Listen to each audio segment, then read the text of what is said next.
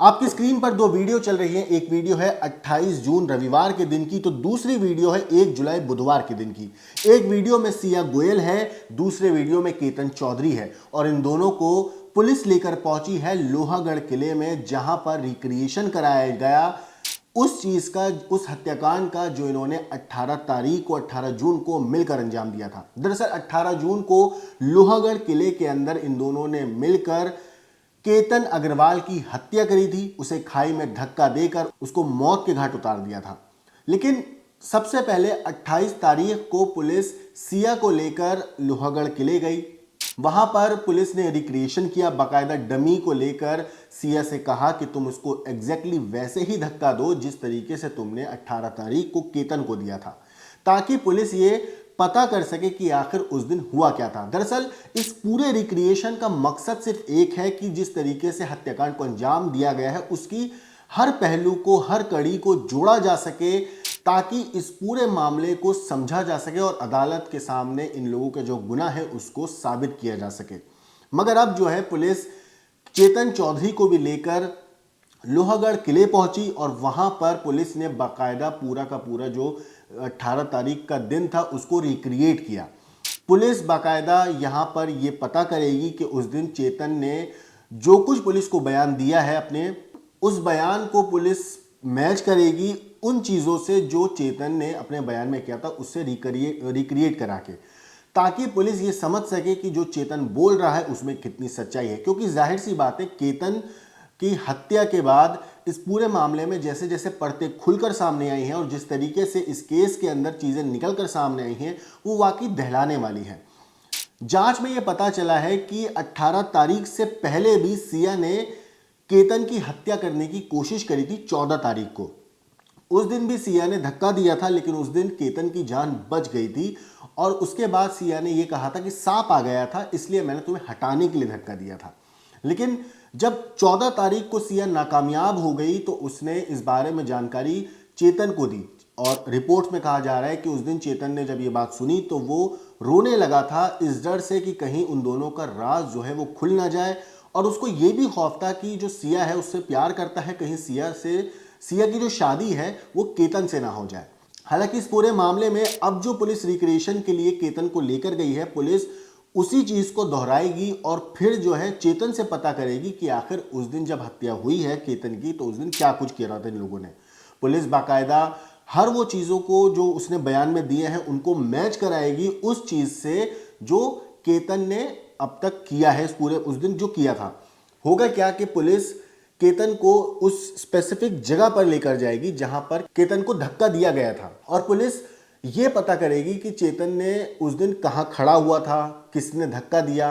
क्योंकि कई रिपोर्ट्स में ऐसा कहा जा रहा है कि सिया और केतन ये दोनों एक दूसरे के ऊपर आरोप लगा रहे हैं। चेतन कह रहा है कि केतन के हत्याकांड के अंदर इसमें जो मेन मास्टरमाइंड है वो सिया है, और सिया जो आरोप लगा रही है वो आरोप लगा रही है चेतन चौधरी के ऊपर, जो कि उसका बॉयफ्रेंड है।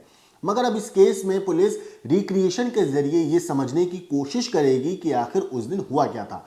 हालांकि सिया का रिक्रिएशन जो था क्राइम सीन का वो हो चुका है 28 तारीख को ही, मगर अब जो है चेतन को लेकर पुलिस लोहागढ़ किले के स्पेसिफिक उसी जगह पहुंची है, उसी खाई के पास पहुंची है जहां से इन दोनों ने मिलकर केतन अग्रवाल को धक्का दिया था। तो अब पुलिस ये पता करेगी कि जो चेतन चौधरी ने पुलिस को बयान दिया है वो बयान उसके एक्चुअल उस दिन की जो स्टेप्स थे, जो उसने उसको उस दिन जो किया 18 तारीख को, उनसे कितना मेल खाता है। और यही चीज उसका जो है अब इस पूरे मामले में पुलिस को यह क्लियर करेगी कि आखिर इस पूरे केस के अंदर धक्का किसने दिया था केतन को। क्योंकि पहले कहा जा रहा था कि पुलिस पहले सिया को लेकर इसलिए गई है क्योंकि सिया ने धक्का दिया था, लेकिन अब जब चेतन को भी लेकर वहां पहुंचा गया है तो पुलिस ये पता करेगी कि आखिर उस दिन क्या कुछ हुआ था। क्योंकि चेतन के बयान अलग हैं, सिया के बयान अलग हैं। हालांकि इस पूरे मामले में जो चेतन चौधरी के पिता हैं उनका साफ तौर पर कहना है कि इस पूरे मामले में चेतन ने कुछ नहीं किया है। जब हमने चेतन से पूछा उसके पिता का कहना है तो उसने रोते हुए पुलिस स्टेशन में कहा था कि मैंने कुछ नहीं किया, धक्का जो दिया था वो सिया ने दिया था, मैं तो दूर खड़ा हुआ था। और ये बात उसके पिता आज भी बोल रहे हैं। हालांकि अभी पुलिस इस मामले में तफ्तीश कर रही है और पता लगा रही है कि आखिर पूरे मामले का असली मेन मास्टरमाइंड कौन है, लेकिन अभी तक की जांच में यही पता चला है कि इस पूरे हत्याकांड की जो मेन मास्टरमाइंड है, यानी कि केतन अग्रवाल की जो हत्या की मेन मास्टरमाइंड है, वो जो है सिया गोयल ही है। लेकिन अभी तक ये पूरा मामला कोर्ट में है।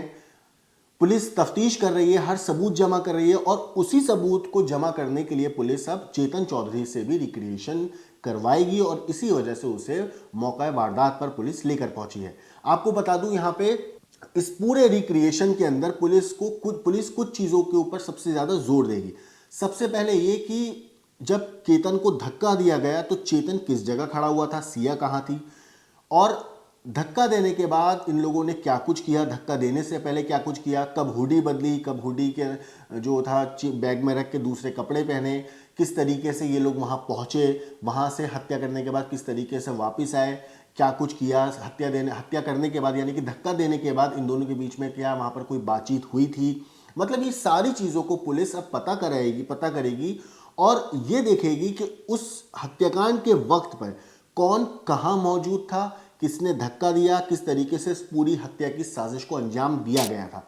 और अब पुलिस उसके बाद दोनों के जो बयान है और रिक्रिएशन की जो रिपोर्ट होगी उन दोनों का मिलान करेगी और फिर ये पता लगाएगी कि आखिर इस पूरे मामले में सच कौन बोल रहा है और झूठ कौन बोल रहा है। क्योंकि जाहिर सी बात है जो बयान इन लोगों ने पुलिस को दिए हैं अगर वो रिक्रिएशन से मैच हो जाते हैं तो जाहिर सी बात है ये लोग सच बोल रहे हैं कि हत्याकांड में किस तरीके से हत्याकांड को अंजाम दिया। लेकिन अगर थोड़ी सी भी चीज़ पुलिस को लगता है कि मैच नहीं होगी तो फिर पुलिस को अलग एंगल से जांच करनी पड़ेगी और यह पता लगाना पड़ेगा कि आखिर इस पूरे हत्याकांड का मास्टरमाइंड है कौन।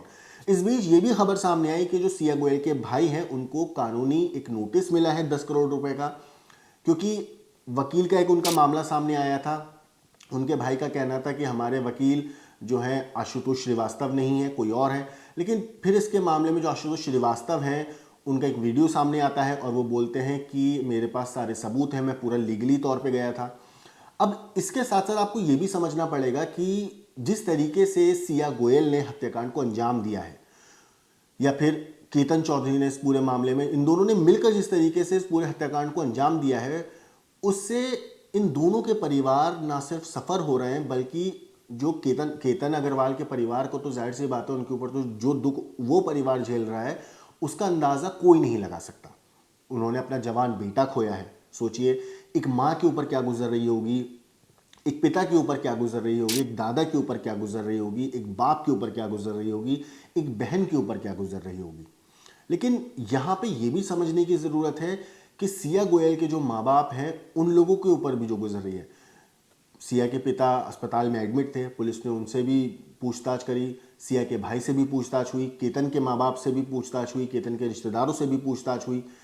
इन दोनों ने अपने खुदगर्जी की वजह से एक नहीं बल्कि 3-3 परिवारों की जिंदगी के अंदर ऐसे दुख घोल दिए, ऐसी कड़वाहट घोल दी जिसका असर उनके साथ ताउम्र रहेगा।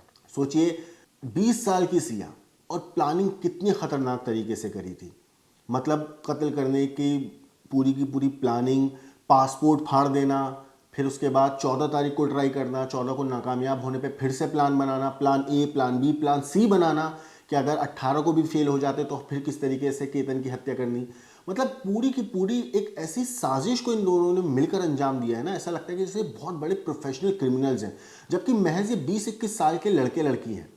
लेकिन दिमाग इनका इस तरीके से शातिराना तरीके से चल रहा था जिसके बारे में सोचकर हैरत होती है कि 20 साल के लड़का लड़की किस तरीके से इन लोगों ने प्लानिंग को अंजाम दिया। और शुरुआती दिनों में बाकायदा इन लोगों ने किस तरीके से आंखों में धूल झोंकने की भी कोशिश करी, हत्या को हादसा दिखाने की कोशिश करी थी। हादसे से आपको एक चीज़ और बताऊं कि जब इन लोगों ने केतन को ऊपर से धक्का दिया था खाई में, तो वहाँ पर जो रेस्क्यू टीम सबसे पहले पहुंची थी उसमें एक सुनील गायकवाड़ नाम के मेंबर थे और वो बताते हैं कि जब उन्होंने पहली बार केतन की लाश देखी थी तो उसका सर दबा हुआ था, मतलब खोपड़ी जो थी उसकी केतन की वो दबी हुई थी। सोचिए कितनी जोर से ऊपर से केतन को धक्का दिया गया था कि वो सर के बल जब जमीन पे गिरा होगा तो सोचिए उस कितनी बेरहम उसको मौत मिली है। फिलहाल परिवार का यही कहना है केतन के कि इन लोगों को ऐसी सज़ा दी जाए जो एक मिसाल बने, क्योंकि जितनी बेरहमी से इन्होंने केतन की हत्या करी है वाकई रूह कांप जाती है। वो लड़का घर का इकलौता बेटा था, माँ बाप चाहते थे कि उसकी ज़िंदगी में ऐसी लड़की आए जो उसको खुशियाँ दे, प्यार करे, इज्जत करे उसकी। लेकिन इस बात से परिवार बेखबर था कि वो जो लड़की जो जिस लड़की को उन्होंने केतन के लिए चुना है, वो लड़की उसका खून कर देगी। सोचिए, नवंबर में जिसके नाम की मेहंदी सिया को लगानी थी, जून के महीने में सिया ने उसी के खून अपने हाथ में लगा लिए और उसकी कातिल बन गई। फिलहाल ये सिया गोयल को 3 जुलाई तक, सिया गोयल और चेतन चौधरी को 3 जुलाई तक पुलिस हिरासत में भेज दिया गया है। और पुलिस आज जो है, यानी कि 1 जुलाई बुधवार के दिन चेतन चौधरी को लोहागढ़ किले के अंदर लेकर गई है रिक्रिएशन कराने के लिए, और ताकि ये पता लगाया जा सके कि आखिर उस दिन हुआ क्या था। सिया का रिक्रिएशन पुलिस करवा चुकी है, अब बारी है चेतन चौधरी की। और इस रिक्रिएशन से इस केस की जो बाकी कुछ अनसुलझी कड़ियां हैं, जो अभी तक चीज़ें हैं पुलिस को क्लियर नहीं है, उन सारी चीज़ों से पर्दा हट जाएगा और आखिर में ये क्लियर हो जाएगा कि आखिर इस पूरे हत्याकांड का मेन सूत्रधार, मेन मास्टरमाइंड कौन था। फिलहाल स्टोरी में इतना ही। इस केस पे जो भी अपडेट आएगी मैं आपको ज़रूर बताऊंगा। आखिर में मैं आपको सुनील गायकवाड़ की वो वीडियो दिखाना चाहता हूं जिसमें उन्होंने बताया कि किस तरीके से जब उन्होंने पहली बार केतन चौधरी की लाश देखी थी तो क्या कुछ हुआ था। उन्होंने और भी बातें सीए के बारे में बताई हैं, मैं वो भी आपको सुनाना चाहता हूं, तो एक बार वो सुनिए और आखिर में अपनी राय हमें कमेंट सेक्शन में ज़रूर बताइएगा। लेकिन देश और दुनिया की बाकी क्राइम की खबरों के लिए देखते रहिए क्राइम तक।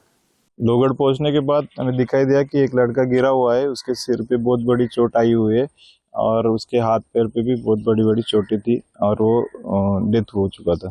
सर, किस तरह का चैलेंजिंग जॉब था आपके लिए? चैलेंजिंग नहीं था, लेकिन अननोन जगह पे था तो जंगल था, ऊपर थोड़ा चढ़ के जाना था और वापस उसको बॉडी पैक करके उठा के लाना था। तो स्लोप जो था वो ज़्यादा स्लोप था, इसलिए थोड़ा उठाने में लाने में थोड़ी दिक्कत आई। तो कितना बजे का कॉल था ये और किस तरह से आपने रेस्क्यू ऑपरेशन पूरा किया? ये 10:30 बजे का कॉल था, लोनावला रूरल पुलिस स्टेशन का कॉल था ये, और 12:30 बजे तक हमारा ऑपरेशन चला। 12:30 बजे बॉडी एम्बुलेंस में हमने दे दी। जब आपने बॉडी देखी तो आपको क्या लगा, ये फॉल किस तरीके से हुआ है? ज़्यादा चोट कहाँ पे लगी थी? चोट सिर पे ही थी, चोट ज़्यादा, सिर पूरा दबा हुआ था, आधा सिर दबा हुआ था, तो सिर पे बल पे गिरा हुआ था लड़का, और हाथ पैर पे भी उसके बड़ी बड़ी निशानी थी जो चोट की। सर, एक आउट ऑफ द वे प्रश्न है, जब आपने बॉडी बाहर लाई तब वहाँ पे सिया जो थी वो उपलब्ध थी क्या, और उसका क्या रिएक्शन था उस वक्त में? वो थी वहाँ पे, लेकिन हमने उतना ध्यान नहीं दिया कि वो उसका रिएक्शन क्या है। हमारे ग्रुप मेंबर्स ने कुछ ने बात की, देखी थी उसको, तो वो बोल रहे थे कि थोड़ी शांत थी, रो नहीं रही थी। बाकी पब्लिक जो थे वो जो जोर जोर से चिल्ला रहे थे, लेकिन वो थोड़ी शांत थी बाकी लोगों से। 18 जून को पुणे में स्थित लोहगढ़ किले के इसी जगह से सिया गोयल ने अपने होने वाले फियांसे यानी कि केतन अग्रवाल को यहीं से धक्का दिया था। दोनों घूमने के लिए आए थे। इससे पहले 31 को दोनों यहाँ ट्रैक के लिए आए थे और ट्रैक आने के बाद सिया ने यहाँ रेकी की। रेकी करने के बाद उसने स्पॉट फाइनलाइज किया और फिर 14 तारीख को पहला प्लान फाइनल हुआ, जिस प्लान के अनुसार केतन और सिया गोयल ये दोनों साथ में यहाँ आएंगे, घूमने के लिए आएंगे और फोटो निकालने के बहाने ये दोनों इस कोने पे खड़े रहेंगे और उसी के बाद सिया उसे धक्का मारेगी। लेकिन पहला वाला प्लान सफल ना हो पाया, सिया उसे सफल नहीं कर पाई। उसके बाद फिर दूसरा प्लान हुआ। दूसरे प्लान पर भी वो इसी स्पॉट पर आए और नीचे आप देख सकते हो पुणे के मावल का ये दूसरा एरिया है जहां ये आगे आपको बांध दिखाई दे रहा होगा सबसे बड़ा। इसके पहले ये नीचे जो गांव है यहाँ से सीधी 350 फुट की खाई है, जिस खाई में उसने 18 तारीख को जब बाद में फिर से दोनों आए थे उसके साथ उसने अपना जो बॉयफ्रेंड था चेतन चौधरी उसे भी वो साथ में लेके आई थी। दोनों अलग अलग रूट से ऊपर आए और फिर चेतन और सिया ने मिलकर यहीं से इस वारदात को अंजाम दिया और इसी जगह से उसे नीचे ढकल दिया। अब जब इन्वेस्टिगेशन शुरू था तो शुरू में तो ये एक्सीडेंटल डेथ थी, क्योंकि सभी को यही लगा कि दोनों फोटो निकाल रहे थे, फिर वो फिसल गया और नीचे 350 फुट खाई में गिरकर उसकी मौत हो गई। तो शुरू में इसी तरीके का मामला दर्ज किया गया था, लेकिन बाद में जब ये पता चला कि इस पूरे मामले में कोई सस्पिशियस नजर आ रहा है, तब लोकल क्राइम ब्रांच इसमें आई और लोकल क्राइम ब्रांच ने फिर चेतन का और सिया का दोनों के कॉन्वर्सेशंस निकाले, सीडीआर चेक किए, जिसमें ये फाइनल हो गया कि ये दोनों एक दूसरे के साथ पिछले 6 महीने में लगभग 2000 से ज्यादा कॉल कर चुके हैं। सिर्फ इतना ही नहीं, जब लोकेशन निकालना था तब चेतन का लोकेशन उसने खुद ये अपना मोबाइल अपने दुकान में रखा था और दुकान में जो और एक कारीगर है उसका मोबाइल वो साथ में लेके आया था ताकि पुलिस को पता ना चले कि मेरा लोकेशन ये है। लेकिन अहम बात ये है कि आरोपी कोई ना कोई सबूत छोड़ जाता है। चेतन ने सुबह 7 बजे से शाम को 5:30 बजे तक अपना इंटरनेट ऑफ रखा था और यही पहली बार पुलिस को शक हुआ, उससे तहकीकात की गई और इंट्रोगेशन में सिया और चेतन दोनों ने ये हत्या की है, यही दोनों ने कबूल कर दिया। लेकिन अहम बात यह है कि अब जब इन्वेस्टिगेशन आगे जा रहा है, यहीं से धक्का देने के बाद सिया ने और चेतन ने ये कबूल भी कर दिया है कि दोनों के लव अफेयर था, एक दूसरे से शादी करना चाहते थे और केतन अग्रवाल इस पूरे मामले में कांटा बन रहा था। तो इस कांटे को यहीं से धक्का मारकर उन्होंने खत्म कर दिया और अपने बीच अपने ये जो रिश्ते के बीच की दरार थी उसे भी निकाल दिया। अभी जब इन्वेस्टिगेशन शुरू है तब तहकीकात में ये सामने आया है कि सिया गोयल यही इसकी मेन कॉन्स्पिरेटर है, उसी ने सब कुछ फाइनलाइज किया। 31 तारीख को भी वे आई थी तरेकी करने के लिए, फिर से 14 तारीख को केतन को साथ में लेके आई और उसके बाद जब 18 को आई तब उसने वारदात को अंजाम दिया। इसलिए पुलिस ने अभी कोर्ट में भी उसे मेन कॉन्स्पिरेटर बताया गया है कि उसी ने प्लान किया और चेतन के साथ इस पूरे वारदात को अंजाम दिया है। 29 जून तक अभी को पुलिस हिरासत मिली है।